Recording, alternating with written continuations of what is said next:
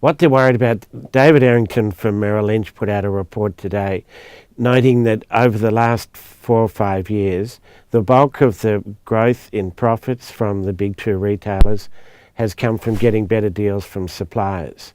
So now the ACCC is cracking down on suppliers.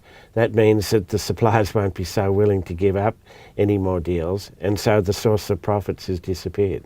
That's fascinating. Okay. So people have been complaining for a long time about suppliers getting squeezed and squeezed by supermarkets, and this report from Merrill Lynch says really that it's true.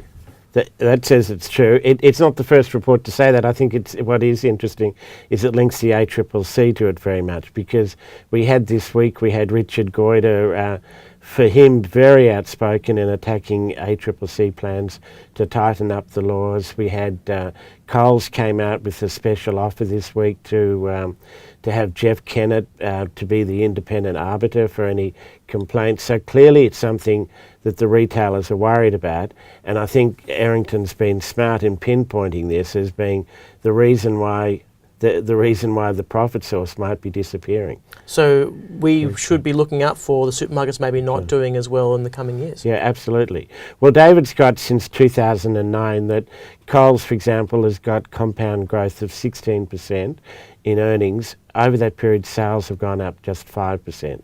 He's got fixed cost for the supermarkets of about 10%. So there's been a lot of wiggle room, if you like, which David says is going to disappear. Throw in the fact then you've also got Woolworths, which earns 8% profit margins, which David points out is about double what its international peers are earning. So the two supermarkets have been doing pretty nicely, thank you very much. They've done really well by getting better deals from the big suppliers, but maybe that game's up. Now, what do you think about appointing Jeff Kennett to be an independent arbiter? I think it was very clever politics. He's on the Coles payroll, and I think he's a high-profile person, and I think Coles has been very good in the last few years of selling itself very well, and I think this is another in that line. But Jeff's not the kind of guy though who's going to just toe the company line, is he? Well, that was the genius in getting him, because people say that Jeff's his own man and he'll do what he wants. That's true, but let's just see what comes out of it. I think politically it was a brilliant move. Durie, thanks very much. Thank you.